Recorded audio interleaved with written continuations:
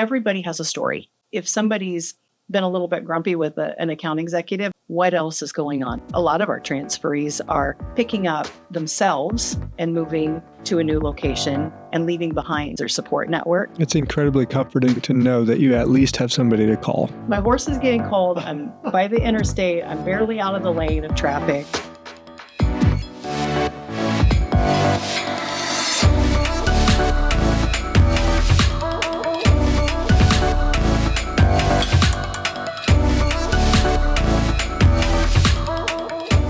Welcome to another episode of Relocation Leader. I'm your host, Zach Turbis. Today we have a special program. We have Karina Nelson with us, the VP of Domestic Operations, and we're going to be talking about coping with unexpected challenges in relocation, specifically having resilience. So I'm welcoming you to the show. Thank you for coming on, Karina.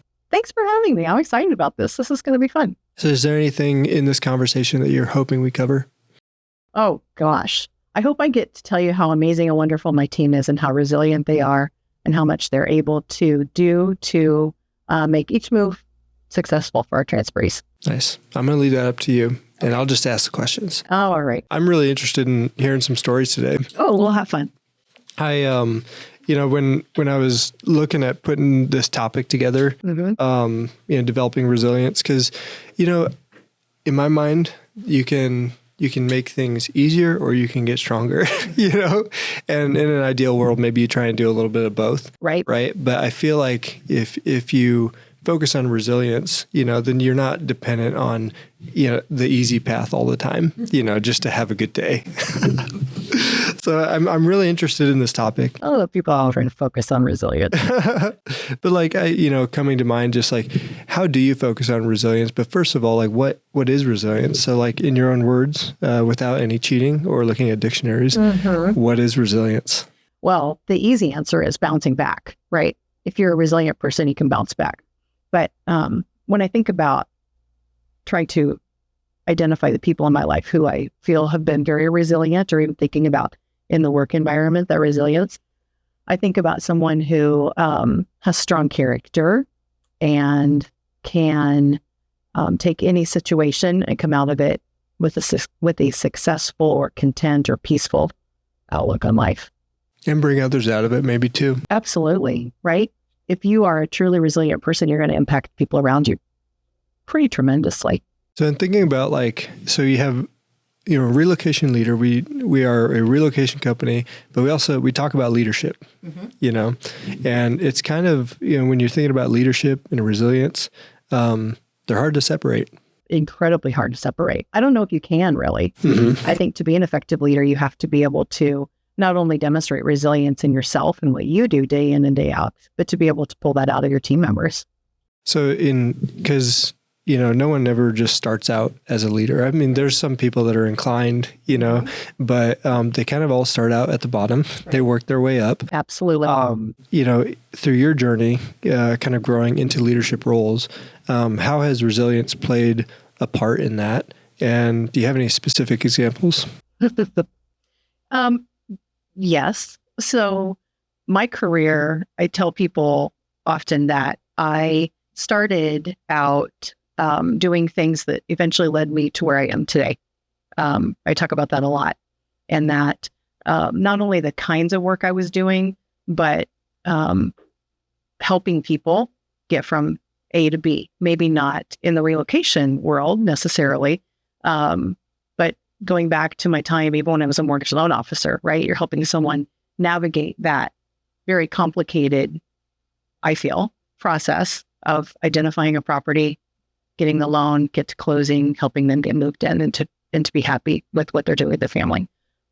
But there were a lot of hard times along the way, right? I mean, when you're raising a family and dealing with all that life has to kind of throw at you while you're trying to make your way, it just requires a lot of ability to discern what's important, what's not important, what do I need to really face and overcome, and what kinds of things can I just let go so that I can focus on the positive and move forward. Yeah.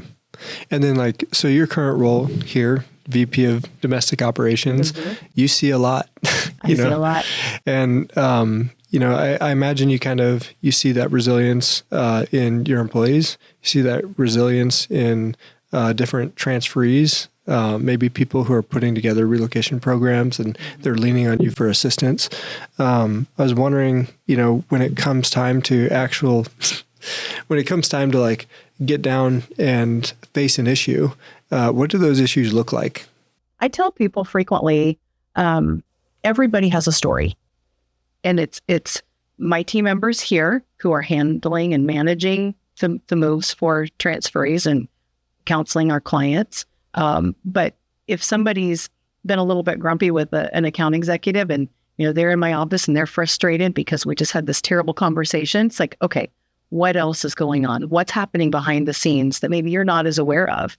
A lot of our transferees are picking up themselves and moving to a new location and leaving behind their family, their close friends, their support network, and they're going to get grumpy, right? They're working on a lot of stuff.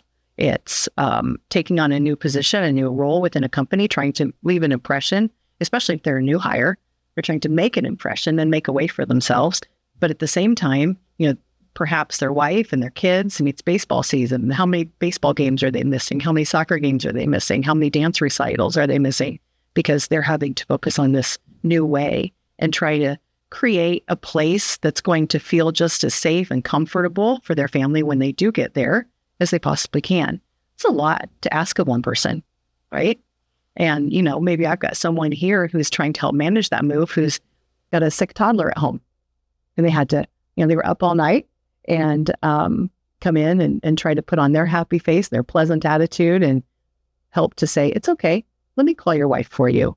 I'll check in on her and see how things are going. It's maybe not exactly what they want to do in the moment, but it's what they do because of who they are. Yeah. Yeah. I can definitely attest to a lot of that. Everyone's got different struggles, but I do think that, when it gets down to, and sometimes you kind of have to just trailblaze that path before you can take anyone else down it.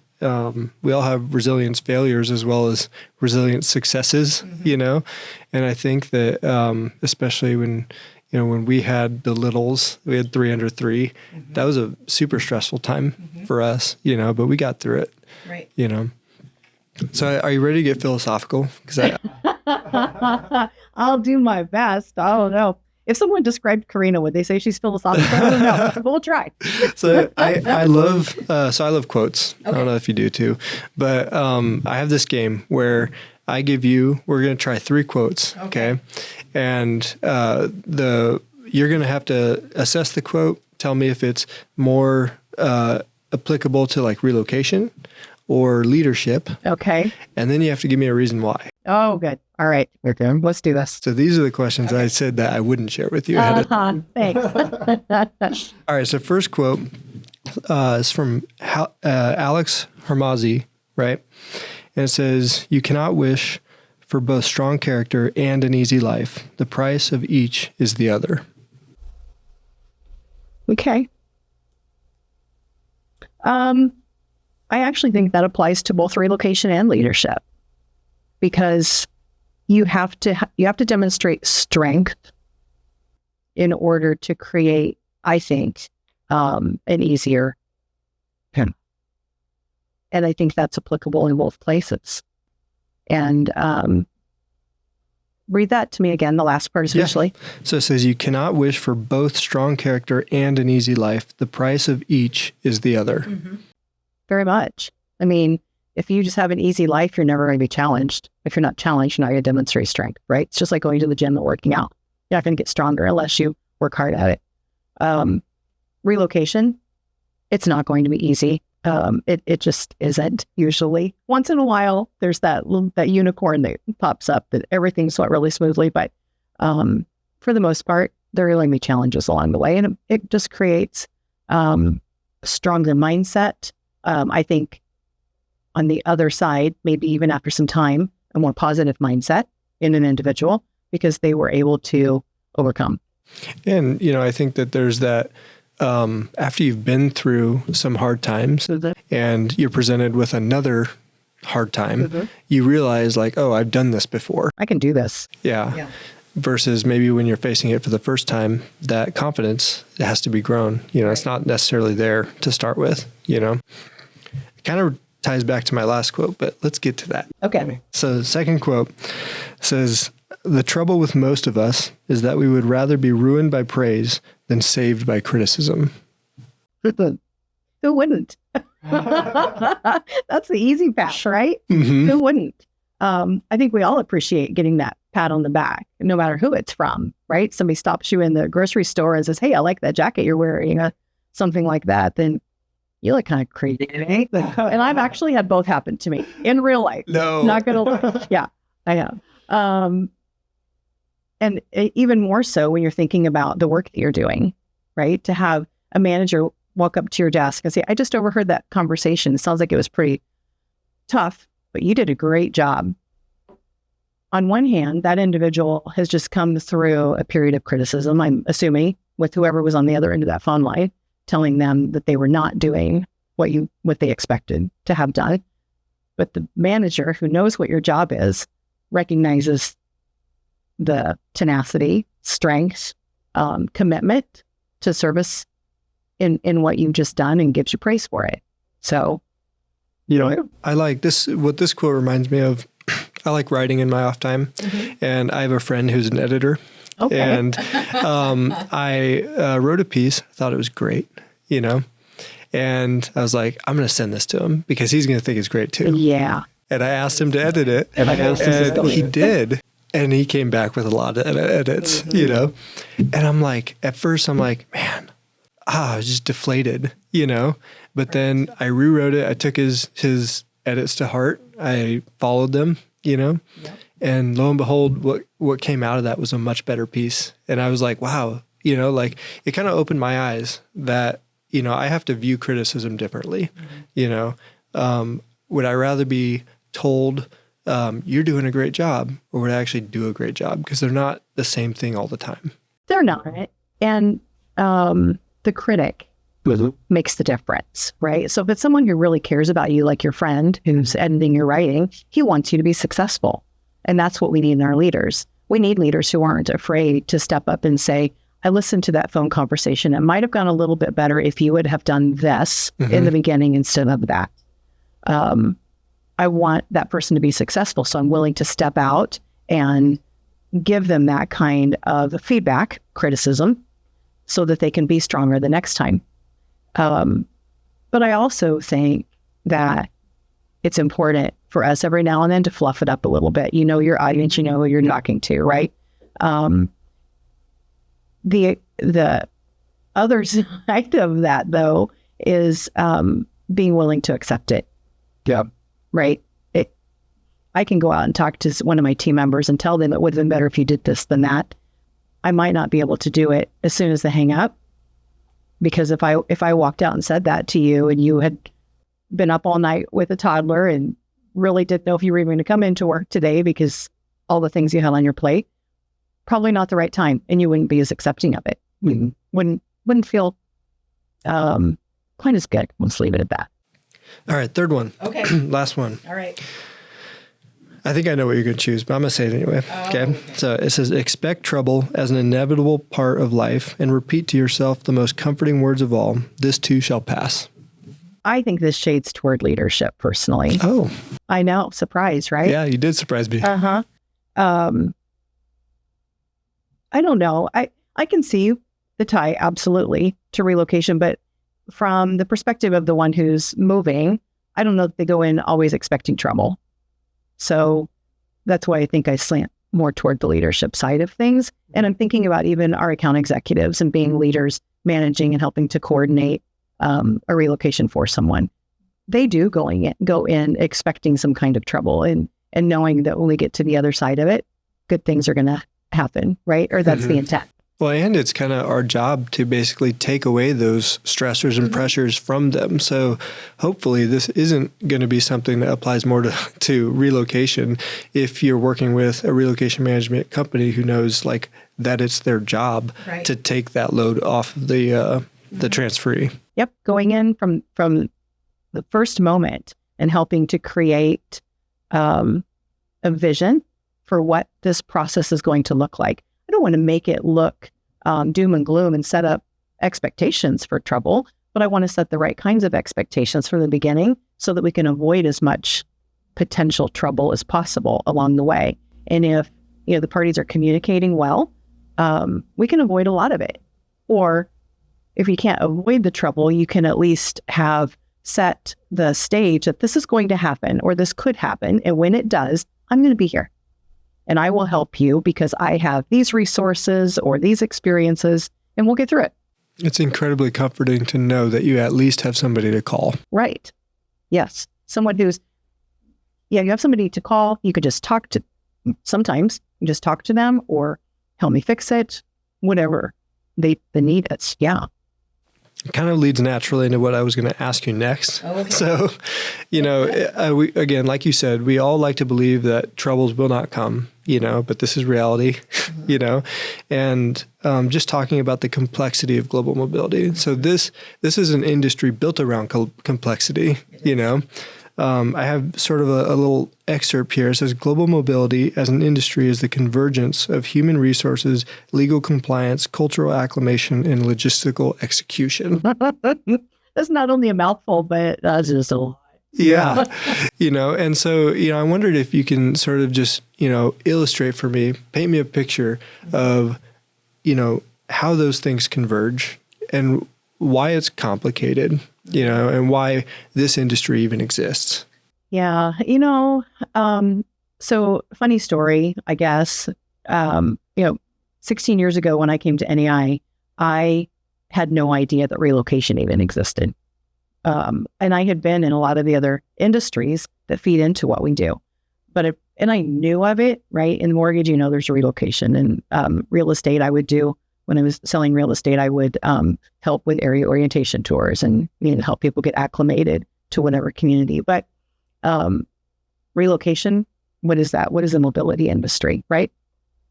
So that all by itself, I think, is a tremendous challenge for us. The companies that we work with, they know that, and they know the success of their own business relies in a lot of ways on what we do, getting their people from A to B, helping them to get their roots planted firmly in where they're at. But when we go back to the beginning, when we get notification from one of our clients that I need this person in Detroit next Tuesday, get him started and get him there, there's a lot to do really quickly. The moving parts are numerous. Sometimes we can't even identify on day one how many that we're going to be dealing with, because transferee has no idea. I've never moved before. So, we tell somebody that they're going to be getting a lump sum of money to help offset some of the expenses for different things that aren't going to be covered in the relocation package. I've not watched someone's facial reaction myself when you say that, but I can just imagine them going, oh, like what? Right? So expenses? Right. I thought the company was taking care of all of this. Yeah. Well, when you get there, guess what? You're going to change the license plates on your car to whatever new state. You're going to have to get a new driver's license. The gym membership you just signed up for, now you have to cancel it because you have to start one over here. And there's a fee associated. And there's a fee, right? Utility hookups, all of the things that you don't think about, because I'm just thinking about how am I going to get my family from Tupelo, Mississippi to Detroit. And in the U.S. domestic realm, that's a cultural shift, right? So we have to help them navigate those waters. School systems are not going to be the same for their kids. So we want to, make sure we're working with someone in the new location who understands what that cultural mindset is going to need to be coming from Tupelo, Mississippi to Detroit. Then you have the actual physical and the logistical things like packing up house A and moving it to house B. How do we get all of that done? Who needs to be there on both ends? Do you have a boat? Yeah, right. How do you have a boat? Do you have a gun safe? Do you have, grandma's china that needs to be wrapped? There are so many things. Well, even there, some states may have different laws around what you can even take into those states. So if you have a bunch of stuff, that are no longer allowed in another state, it's like, oh, okay, like a dog. Like, right? Oh gosh, we're talking about temporary living, right? Somebody's like, yeah, and I'm going to take my 3 dogs so that my wife doesn't have to deal with them. Yeah. Okay, what kinds of dogs do you have? Well, See, I have an English Mastiff. Yeah. And it's like, depending on what city you go to, they're either on the, like, you have to muzzle your dog or you can't have it in certain spaces or not, you know? And like, she's a sweetheart, but she's huge, you know? Yep, not everybody has 3 little toy poodles or something. And she won't fit in any crates either, you know? So like, how do you get her there? So yeah, it's tough. There's so many things. And something like that, first of all, I didn't know that about you, so I'm interested now. I can see pictures of this dog. But when you're talking to a transferee and you're focused on the job and getting them from A to B, and then you start to peel back all of the layers of their specific and personal needs, a lot comes to light really quickly. And that's where we're starting to identify those challenges and the need to be resilient and the need to be able to navigate quickly the challenges of that.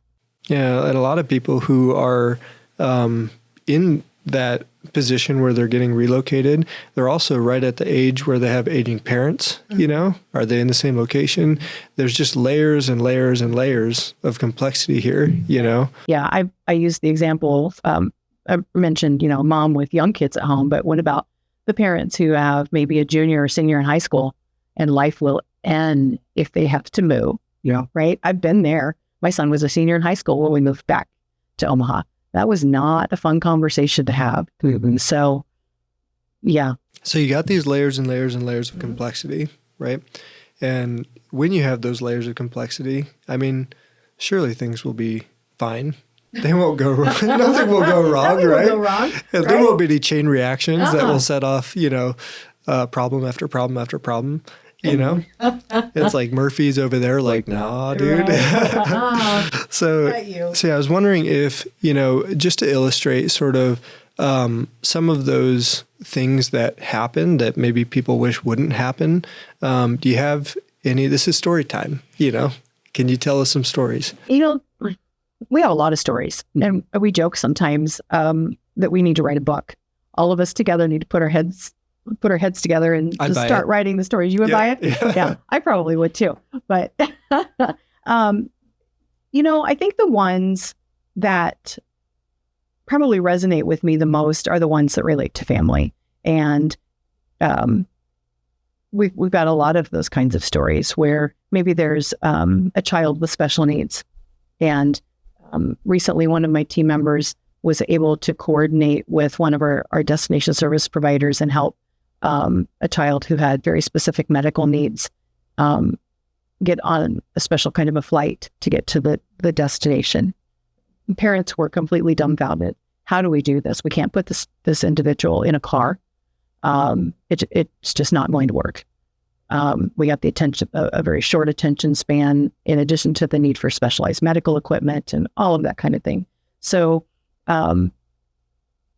it took literally a village to make something like that happen, and it happened.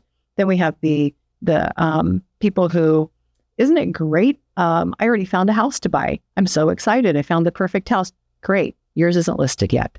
And until your house is listed and we have a buyer, we can't give you any money to get the equity out of your house so that you can close on that property. So I'm really excited for you, but you kind of put the cart ahead of the horse here. And so helping them to understand the ramifications and what The order of what the boundaries and the guidelines of the program really look like. And then, by the way, I just got your inspection report back and you have mold, and now you have to have that remediated until it's clear. It can really snowball very quickly if we don't listen to the account executive and the counseling. And how do you manage the expectations in that scenario, where you have to deliver some not so great news, but you're still trying to have the best outcome, Well, earlier when you were talking, the only word that was bouncing around in my head was communication, because I think without good communication, solid, transparent kind of communication, it can go off the rails really quickly, or we can stay perfectly in the lane that we need to, but we have to stay open and communicate. So, I said an account executive starting out day one, setting the right kinds of expectations. That's communication, right? I am your person. Call me, communicate. And, our account executives do a really great job. Some people call it intake call. Some people call it needs assessment call. We call it an initiation call. Sometimes it takes an hour to an hour and a half of time up front before anything starts, just to say, this is what we're going to do. This is what we need you to do. And by the way, you're going to talk to 12 or 15 other people besides me, but I'm the one who's coordinating it all. So let's stay in touch, right? Every piece of information they have for you is going to come through me. I'm going to filter it. I'm going to make sure that it makes sense. It's all about communication, because if we're not doing that well, we're not going to have a successful move. A transferee is not going to be happy when they get to location. They're not going to feel like they can be successful because their mind is pulled in too many different directions, dealing with all of the things, right? They're going wrong instead of being able to focus. Yeah, I always say that, disappointment is the gap between expectation and reality, Right. Because, Very much. Like if I know it's hard going into it, I can handle it, Right. But it's always when I expect it to be easier and then it turns out to be harder where disappointment steps in, And so like you can, that's the difference in resiliency right there, is like, was I expecting it or not? Right. Yes. And you're right. That is true. But I think someone who is very resilient is also willing to be offer a little bit of grace to understand that maybe this is something completely new. Because we have that happen too. Right now we're going through a lot of change in the real estate industry. And at NEI, we're not the only ones who are challenged with how to set the right kinds of expectations for our transferees who are going to look for new homes to purchase, a new location, and working with real estate agents. It's a very challenging time right now. So being resilient, I think we're expecting a lot of people, both on the counseling side and on the receiving side. But again, if we can stay consistent with communication and just say, I know what I know, and there are limitations to this, we're going to navigate it together. I think that's good too. I think there's going to be some disappointment though. I think that, too, like resilience, because we're not all Bear Grylls, I'm not.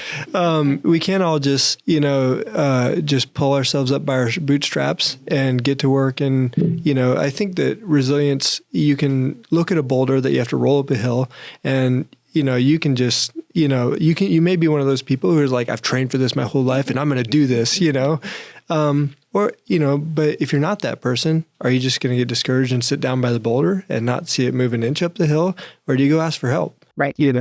And so it's like, I'm going to get this boulder moved up the hill, but I know I can't do it myself. And so I'm going to get some help. And I think that is also, like you said, another part of resilience is recognizing the team around you and not being afraid to work together. Right. We talked a little bit about the mindset, of, kind of like how to assess, maybe those layers of trouble that you have and think about working through them. I was wondering, you don't have any more examples, do you? We could talk for hours, Zach, about all of the examples. Okay. Well, this is a 30-minute show, so.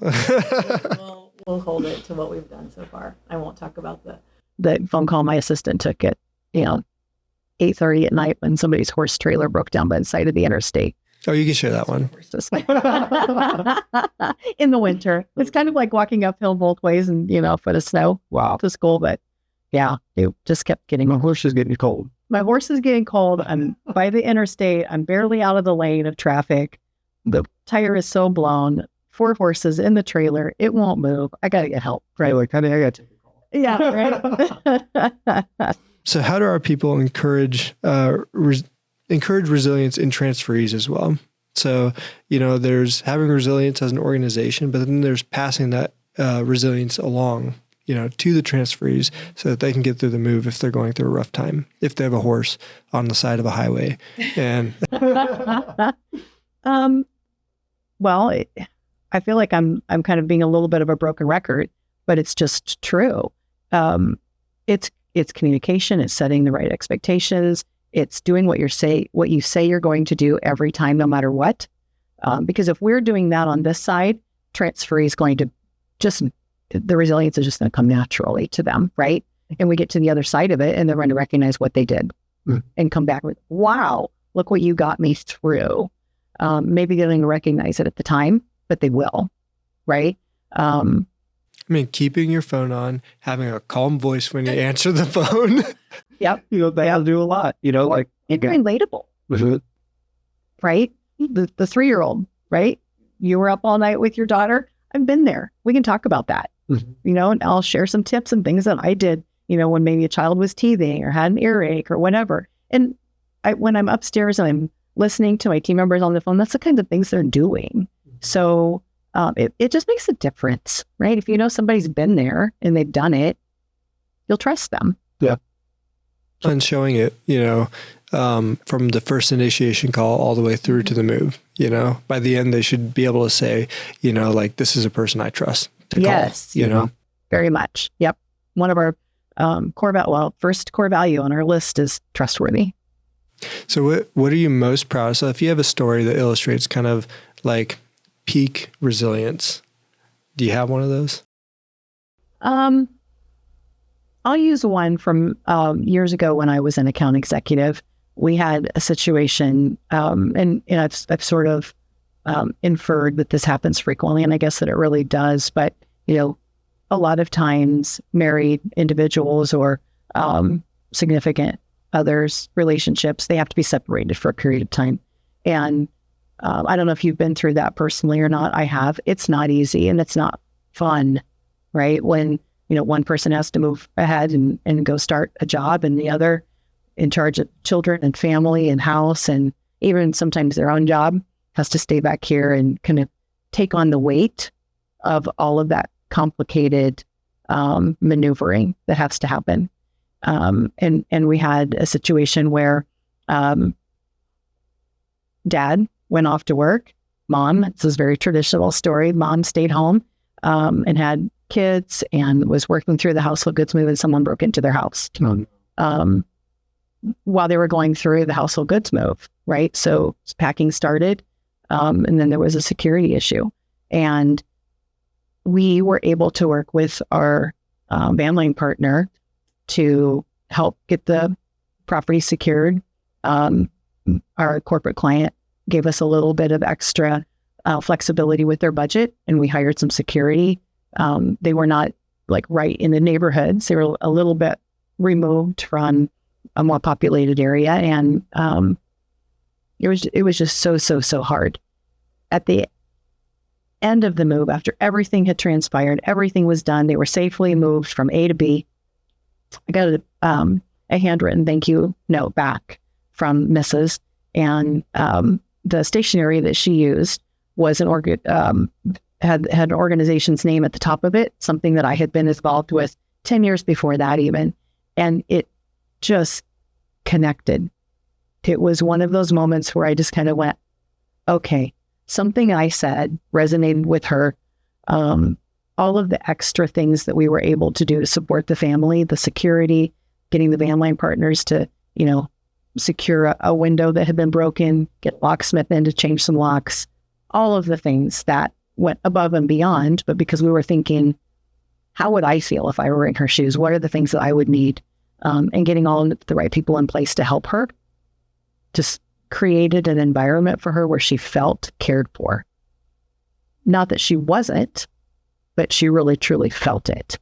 And I think that's where the difference comes in. On the other side, she sent a note back and, oh my gosh, I can't believe we got through this. I'm so happy. My kids love their school. It's one of those that I was proud of at the end, right? And that's why Karina is working here to this day. I do enjoy what I do. All right. So I'm curious, so just kind of bring it full circle, kind of finish the conversation here. I like movies. And so I was wondering if you had any movies that sort of like stick in your mind when you're thinking about resilience. Okay. So you did give me a hint that this question was coming. So I've been thinking about this a lot. And I think the easy go-tos are the ones like Rocky and Karate Kid and Rudy, those where you can see the end is coming and what that is. But when I think about this, and maybe it's because I'm a mom and a grandma, I don't know. But one of my favorite movies, and the one that I can see multiple different ways that resilience kind of shines through at the end, is the animated movie Up. Yeah. I love that movie. I love it for so many reasons. And, two people who were sort of lost in life come together, support each other, make it through all of the weird and wild adventure that they had to go through to the end when the little boy is on the stage getting his little Boy Scouts, not Boy Scouts. I don't know what it is. Something Ranger. I can't remember. Ranger, getting his little badge. Yeah. And, the old gnome comes in and pins it on for him. It's just, that's it. That's what you want. You want people around you who can hold you up when you don't feel like you can hold yourself up. Yeah. That's a great movie. I remember, like, my wife, she can never get through the beginning of that movie where he loses his wife. She's a feeler. But yeah, like moving on when you feel like all life is It's just done. and then you go off and you have this adventure. A wild and crazy and wonderful adventure brings people into your life that you never thought you would connect with. Mm-hmm. Yeah. Well, I tell you what, I really enjoyed this conversation, and I hope that everyone else can kind of team up and get more resilient. And I want to thank you for listening to another episode of Relocation Leader. I'm Zach Turbis, and this is Karina Nelson, and we are signing out.